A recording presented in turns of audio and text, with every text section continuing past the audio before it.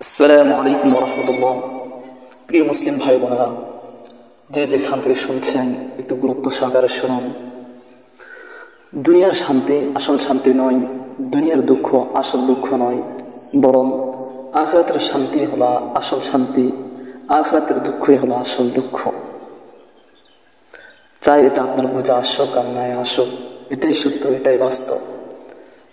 তাই বলছি, আপনার জীবনে এমন অনেক মুহূর্ত আসবে যখন আপনার পাশে সবাইকে পাবেন, সবাই আপনার ডাকে সাড়া দেবে, আপনার সহযোগিতায় এগিয়ে আসবে। কিন্তু এমনও মুহূর্ত আপনার জীবনে আসবে যখন কেউ আপনার পাশে থাকবে না, কেউ আপনার ডাকে সাড়া দেবে না, সবাই আপনার বিরোধিতা করবে। হয়তো আপনি সন্তান হবেন, তখন হয়তো আপনার মাতা পিতার পক্ষ থেকে আপনি জুলুমের শিকার হবেন, অথবা আত্মীয় স্বজনের পক্ষ থেকে আপনি জুলুমের শিকার হতে পারেন, অথবা আপনি বাবা হবেন, তখন হয়তো ছেলে সন্তানদের পক্ষ থেকে জুলুমের শিকার হবেন, স্ত্রীর পক্ষ থেকে লাঞ্ছিত হবেন, এলাকাবাসীর পক্ষ থেকে আপনি অপমানিত হবেন, অথবা কখনো আপনি গার্লফ্রেন্ডের পক্ষ থেকে অপমানিত লাঞ্ছিত হবেন। এই মুহূর্তে আপনি কি করবেন? এই মুহূর্তে আপনি নিজের জন্য কখনো আত্মহত্যার পথ বেছে নেবেন না, কখনো নিজেকে ধ্বংসের পথে ঢেলে দিবেন না। কেননা আল্লাহ তাআলা প্রতিটি মুসলমানকে তার আত্মাকে আমানত হিসাবে দিয়েছেন। কারো এই অধিকার নাই যে সে এই আমানতের খেয়ানত করবে। যদি কোনো ব্যক্তি জেনে শুনে নিজেকে আত্মহত্যা করে, নিজেকে ধ্বংসের পথে ঢেলে দেয়, তাহলে সে চিরস্থায়ী তার বাসস্থান জাহান্নাম বানিয়ে নিল। আর যদি কোনো ব্যক্তি না জেনে না শুনে এমনটি করে আত্মহত্যা করে, তাহলে সে বড় অপরাধী, তাহলে সে বড় হারাম কাজে লিপ্ত হয়েছে এবং সে দীর্ঘদিন পর্যন্ত জাহান্নামে শাস্তি ভোগ করতে হবে।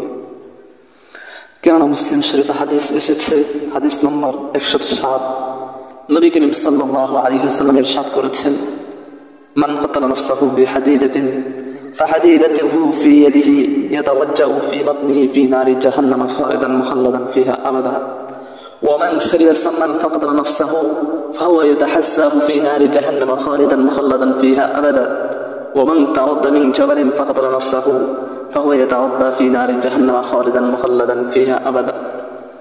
অর্থ, যে ব্যক্তি নিজেকে কোনো ধারালো অস্ত্র দ্বারা হত্যা করবে, সে জাহান্নামের আগুনে সদা সর্বদা সে অস্ত্র দিয়ে নিজেকে হত্যা করতে থাকবে। আর যে ব্যক্তি বিষ পান করে হত্যা করবে, সে জাহান্নামের আগুনে চিরস্থায়ী ওই বিষ পান করে নিজেকে হত্যা করতে থাকবে। আর যে ব্যক্তি পাহাড় থেকে লাফ দিয়ে আত্মহত্যা করবে, সে জাহান্নামের আগুনে চিরস্থায়ী ওই ভাবে লাফ দিয়ে সে নিজেকে হত্যা করতে থাকবে।